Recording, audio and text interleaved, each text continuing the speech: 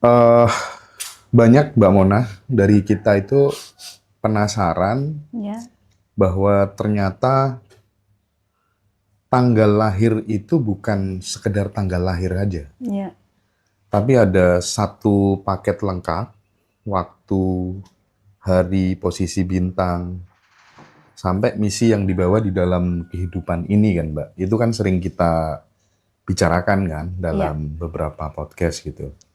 Nah, di dalam Vedic Astrology itu kan kalau Mbak Mona cerita kan ada yang namanya Mahadasha. ya, betul, Sebuah periode panjang yang bisa menunjukkan fase hidup kita.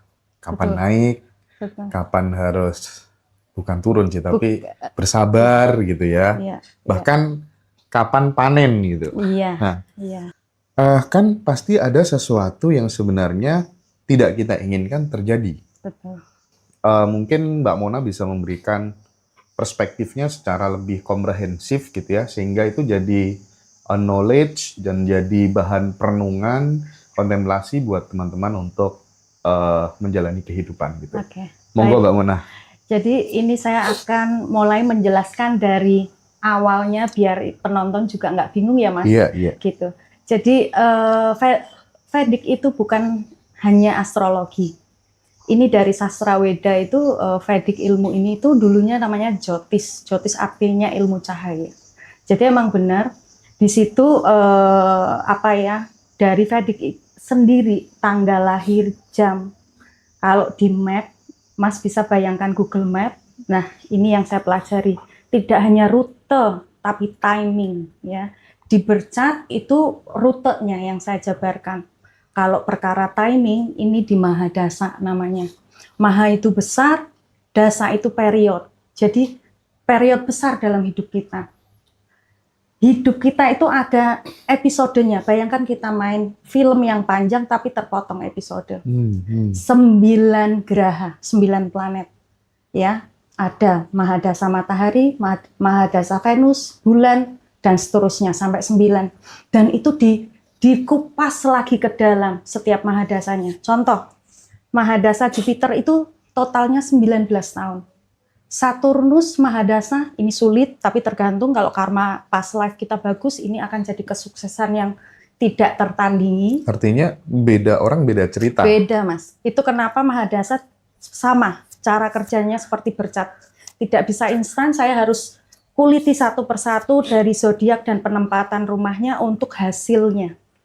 Terus itu Saturnus Mahadasa itu 19 tahun, bayangin. Kalau karmanya dulu tidak baik, jadi di 19 tahun itu hidupnya pasti akan sulit sekali. Tapi sebaliknya, ketika dia punya celengan karma yang banyak, karma baik yang banyak, di situ panennya yang tadi Mas bilang ya. Nah, gini Mbak, aku izin potong sedikit ya, biar makin terang gitu. Kalau kita ngomong soal karma masa lalu, itu kan sesuatu yang sudah nggak bisa kita otak-atik lagi kan. Betul. Artinya, seburuk apapun bacaannya, tetapi yang penting kan hari ini nih, present moment ini nih, apa yang kita tabur selama ini gitu. Nah, semakin kemudian berbuat baik, dengan tulus sebanyak-banyaknya, kan poinnya sebenarnya di situ. Jadi ini Mas, Vedic ini ya, yang ilmu yang saya bagi ini, sebenarnya fungsinya apa sih untuk mengetahui ini? Karena perjalanan hidup kita ini Mahadasa itu untuk evolusi. Jadi kita tidak bisa ngontrol, Mbak, yang penting aku apik ya Mbak, terus nanti hidupku akan baik-baik saja. Tidak. Karena kembali lagi, spiritualitas kesadaran di mana. Gitu kan? Jadi pas life kita nggak bisa mengingat apa yang sudah terjadi, tapi apapun yang terburuk yang terjadi itu adalah hasil dari akumulasi sebelumnya. Yang kita perlu lakukan di sini, adanya Tuhan adalah ketika kita mau menyentuh Tuhan gitu loh. Itu kenapa di podcast-podcast yang kemarin saya selalu bilang kembali ke Tuhan. Karena Tuhan yang maha membolak-balikan. Kita lahir, itu udah soul contract namanya Mas Hendra. Jadi mungkin saat ini yang nggak sadar dengan kontraknya ya, mungkin akan kok bisa saya nggak mau hidup kayak gini. Tapi kan jiwa Anda yang sudah menaikkan kontrak itu, bukan Tuhan loh. Jadi jangan salahkan Tuhan atas takdirmu karena itu akumulasi dari beberapa kali kehidupan. Plus dengan apa yang kita lakukan tiap harinya. Yang Mas Hendra tadi bilang, present moment itu celengan masa depan. Tapi tidak ada sangkut pautnya dengan yang kemarin. Yang kemarin hanya tinggal dibayar atau dapat rewardnya, gitu ya. Nah, spiritualitas, present moment, kesadaran, fungsinya apa sih? Bukan mengurangi karma Anda yang sudah terjadi, tapi tidak menambah. Gitu ya. Dan setiap orang beda-beda. Jangan harus mikir, oh hidup saya jelek ya Mbak Mona, nanti begini. Enggak kok, saya sudah buktikan berapa banyak yang saya sudah buat bercatnya. Banyak yang terbantu. Bahkan yang sulit pun juga dapat pencerahan yang sangat bagus gitu ya. Selalu update dengan saya, dengan apa ya, cara beliau untuk menghadapi hidupnya. Jadi balik lagi, ini adalah ilmu yang kental sekali dengan spiritualitas. Sebelum kita lanjutkan tentang Mahadasa, Mbak, tadi kan sempat ya nyinggung soal bercat ya. Ya. Selama ini kan memang testimoni teman-teman yang bikin yang sudah dibaca datanya bercat itu kan lengkap banget gitu, betul, detail gitulah ya. Bahkan Mbak Mona nanti akan kasih hadiah buat teman-teman ya rencananya. Ini kabar gembira. Bukan hadiah, tapi saya mau kembalikan. Jadi saya pengen untuk kasih yang kurang mampu. Untuk tiga sahabat yang memang kondisinya kurang mampu ya. Jangan merasa kurang mampu ya, hasilnya nggak bagus, kurang mampu beneran nanti. Tapi kalau memang teman-teman merasa kondisinya memang lagi benar-benar terpuruk gitu dan ingin mendapatkan gift dari Mbak Mona, nanti DM aja. Ya, DM di Instagram saya. Apa namanya? Mona 77 Starlight ya. Nanti DM. Mona 77 Starlight. Ya, Oke. Saya akan pilih 3 orang setiap bulannya, tapi dengan kondisi yang saya sampaikan. Nanti akan dipilih sendiri sama Mbak Mona ya. Silakan jadi teman-teman nanti DM aja Mbak Mona langsung gitu. Yang ingin dapat bercat secara free. Itu sebagai tabungan karma Mbak Mona. Lanjut kita obrolin lagi soal Mahadasa. Jadi Mahadasa itu ini kan bisa dilihat seperti kayak hidup seseorang itu ada ada kayak musim gitu ya Mbak ya. Betul. Ada musim kemarau, ada masa panen gitu kira-kira kan? Nggak bisa dibilang kemarau atau panen karena nggak bisa dijudge. Contoh nih Mahadasanya sulit kayak Saturnus saya tadi bilang, tapi ternyata Saturnus di bercat dia itu di posisi yang sangat bagus, berarti ini kan pas life-nya dia nyelengin banyak hal bagus tuh, berarti pasti ceritanya akan beda gitu. Contoh Sun Mahadasa ini tertinggi, orang sukses biasanya ini ya Mas, ketika lahir itu nggak melulu urut. Contoh saya itu lahir ketika Mahadasa bulan gitu. Ya, jadi perjalanan hidup saya juga lumayan gitu berdasarkan dengan bercatnya. Ada yang lahir dengan Mahadasa Venus, dari kecilnya udah enak banget Venus ya, kelimpahan apa segala macam, habis Venusan. Jadi saya nggak heran kalau ada orang muda kok sukses di muda, ya itu pasti dia lagi di Mahadasa yang bagus. Tapi kan roda berputar. Habis Sun, habis Venus itu ada Sun ya. Terus ada planet bulan, terus ada Mars Rahu, jadi muter. Nah ini yang saya pengen sampaikan pada yang menonton ya, bahwasanya hidup kita itu berputar gitu ya. Jadi di sini saya tidak mau menceramahi, tapi karena ini tahun ini banyak sekali kita terprovokasi dengan berita, fokuslah tahun ini untuk pembersihan diri karena ini angka 9 gitu ya. Jadi tidak perlu menghabiskan waktumu untuk melihat kehidupan orang lain atau mengoreksi. Karena apa? Yang merugi kalian sendiri. Karena ada yang masih perlu dibereskan di tahun ini. Putaran 9 tahun loh. Dan ini kalau tidak selesai akan mengulang 9 tahun lagi. Ya, semua itu berputar 1 sampai 9 sama seperti geraha ya. Itu yang saya mau sampaikan. Tapi dari perspektif warige, terus kemudian astrologi, bercat, saya melihat kenapa ya kok selalu di usia-usia kebanyakan di usia 38, 39, 40 ke atas itu mulai settle gitu. Ya. Itu tuh iramanya selalu begitu gitu. Iya, itu karena setiap planet ada majority. Saturnus itu majority-nya 36, Mas.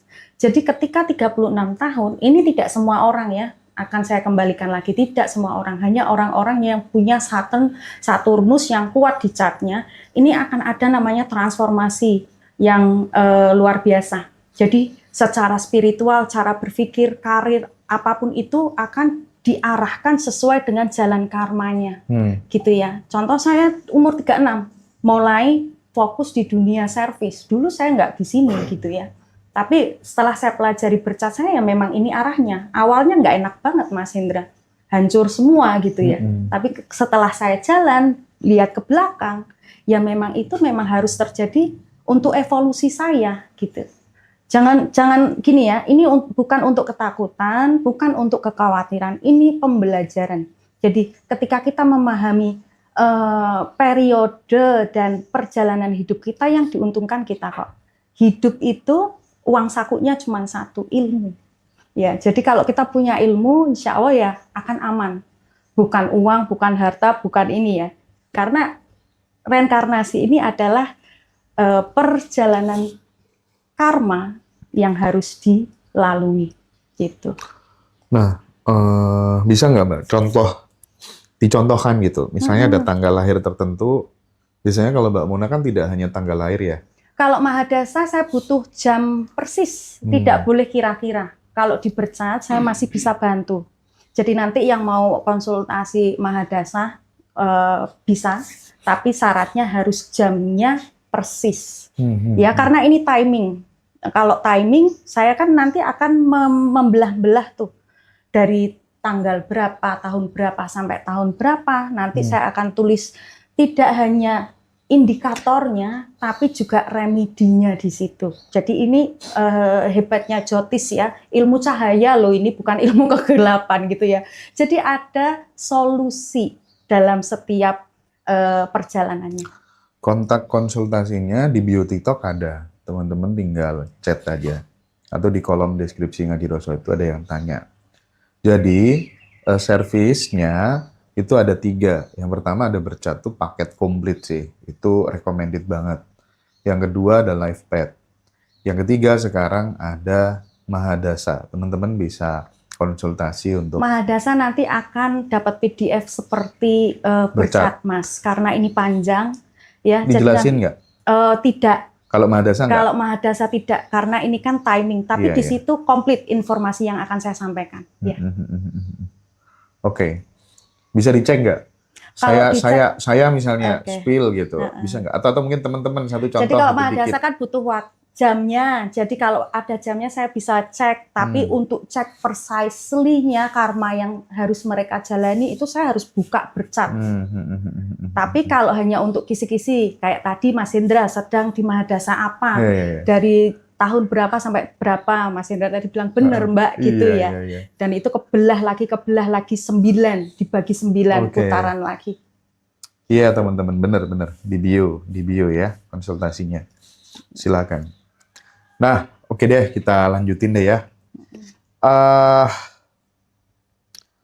Kalau ini Mbak Mona, kalau misalnya seseorang tuh lahir di waktu yang mungkin secara astrologi itu dibilang sulit gitu ya, itu artinya apakah ia ditakdirkan untuk menderita atau sebenarnya justru tersimpan sebuah potensi yang besar yang tersembunyi gitu? Karena gini loh, saya melihat beberapa real case perjalanan hidup seseorang di balik sebuah penderitaan itu ada energi besar yang tersimpan yang kemudian akhirnya dia mencapai sesuatu yang nggak bisa dicapai oleh banyak orang. Betul sekali, tapi ini tidak spesifik. Saya mempelajari ini sangat mendalam. 27 karakter jiwa, namanya naksastra. Itu kenapa ketika saya baca bercat, saya akan tahu karakteristik orang tersebut. 27 tipe jiwa, ya. Itu sebenarnya dari 12 zodiak itu terpotong dari degrinya 3 macam. Nah, setiap naksastra ini saya pelajari, Mas. Mereka ini punya kelemahan. tapi punya kehebatan yang sangat luar biasa. Contoh Bharani Naksatra, sulit hidupnya, selalu kayak di push and pull gitu ya. Semuanya sulit, seolah kayak semesta selalu against gitu ya, bertolak belakang dengan will-nya dia. Tapi sebenarnya Naksastra ini yang di Aries ya, ini Naksastra ini hebat. Dengan perjalanan hidup yang panjang seperti itu, dia tahu bagaimana untuk bertransformasi. Dan ini biasanya nanti ketika umur sudah menunjang untuk spiritualitasnya, ini bisa jadi mentor, coach ya. Dan banyak sekali yang kalau saya jelasin di sini nanti kita bisa berjam-jam. Jadi bukan berarti oh ini jelek Mbak, ini bagus Mbak, enggak. Semua punya potensi, semua unik. Permasalahannya hanya satu, tidak terbangun. Kalau tidak terbangun, mau naksastranya bagus sekali, ya tetap aja yang tadi saya bilang, kita tuh terlahir sudah bawa sekarung karma, tapi kita nambah karma lagi gitu ya. Ngacak karmanya, ada yang baik, ada yang buruk. Nah ini yang nanti harus payback lagi. Gitu. Iya, saya pengen kembali soal tadi Mbak, soal meminimalisir, misalnya terbaca bahwa di situ mengalami jatuh bangun gitu ya. Nah, untuk meminimalisirnya itu lagi-lagi gimana? Tipsnya seperti apa? Karena kondisi jatuh itu kan ada kaitannya dengan karma di masa lalu. Betul. Terus nggak bisa diotak-atik lagi kan? Ya, yang ya. bisa di otak-atik kan yang hari ini gitu. Nah, tipsnya apa biar nggak terlalu parah gitu? Ya. Jadi yang saya pelajari untuk bukan meminimalis, tapi paling tidak kita bisa terproteksi sedikit dengan apa yang memang sudah tergaris. Satu, dharma. Dharma itu bekerja untuk Tuhan. Jadi sudah tidak berekspektasi. Oke. Paham ya Mas ya? Iya, dharma itu kita melakukan apapun kerja, tapi ekspektasi serahkan sama Tuhan. Keren.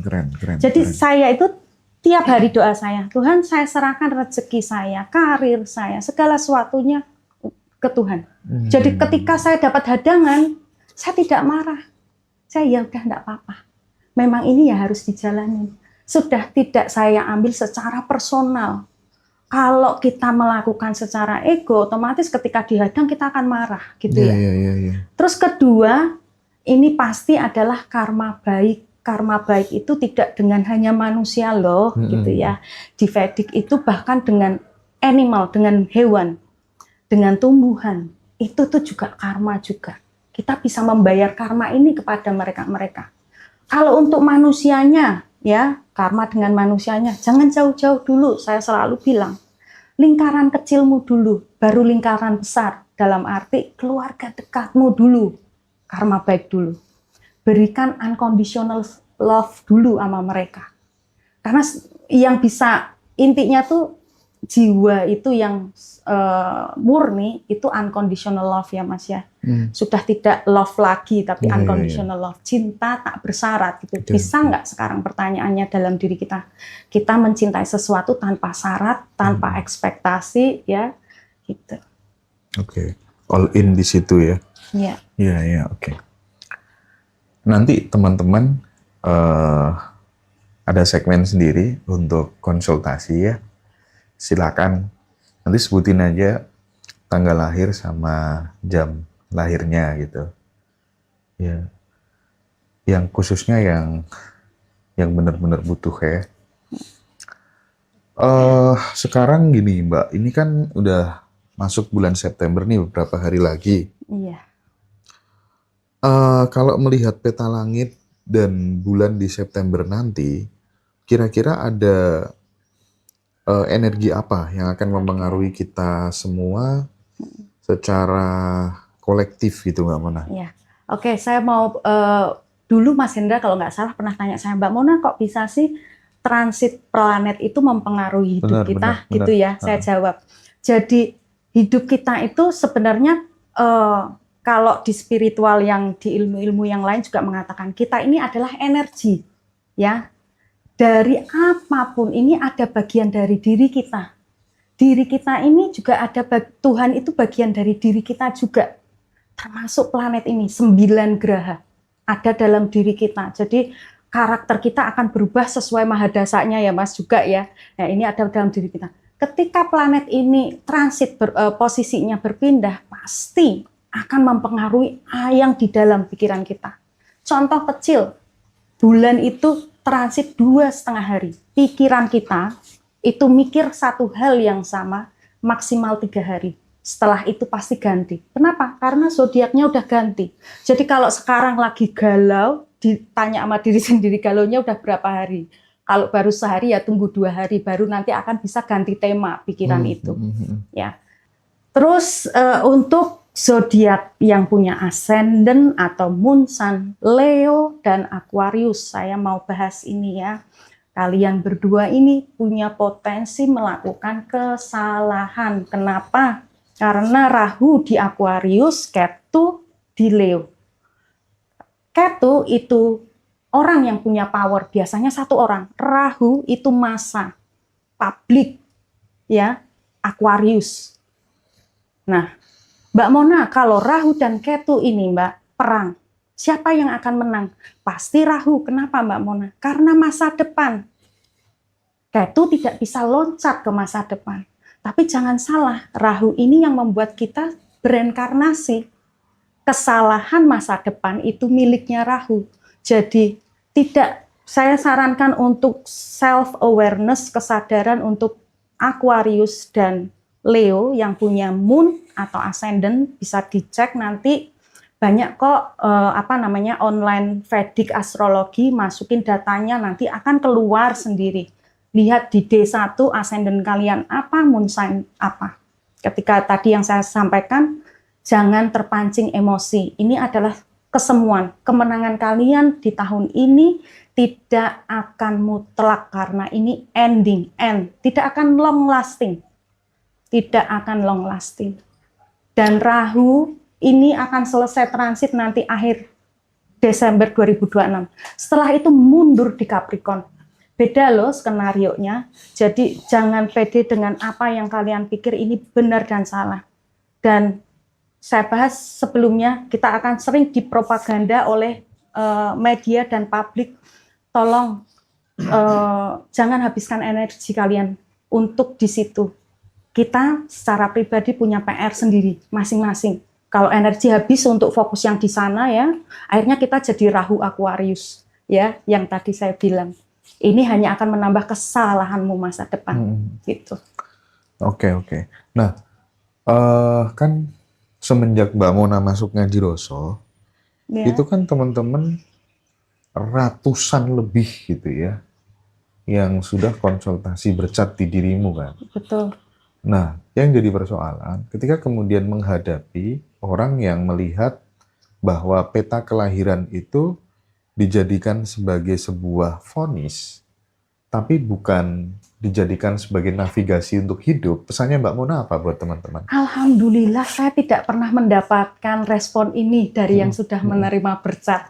Karena ini ilmu pengetahuan sih Mas. Jadi memang banyak guidance-nya ke tim ini, bukan judging. Jadi ketika saya online dengan pribadinya sangat terbantu, bahkan malah Mbak Mona sangat luar biasa sekali. Jadi saya ngerti apa yang harus saya lakukan. Ini kan pencerahan, ilmu pencerahan gitu loh Mas, untuk bagaimana menjalani. Jadi dogma yang dipikir ini akan takut, akan ngeri, itu enggak, sama sekali enggak. Ini ilmu yang sangat membuat hati kalian menjadi tenang, pikiran kalian menjadi tenang, bukan untuk menakut-nakuti ya, gitu. Oke.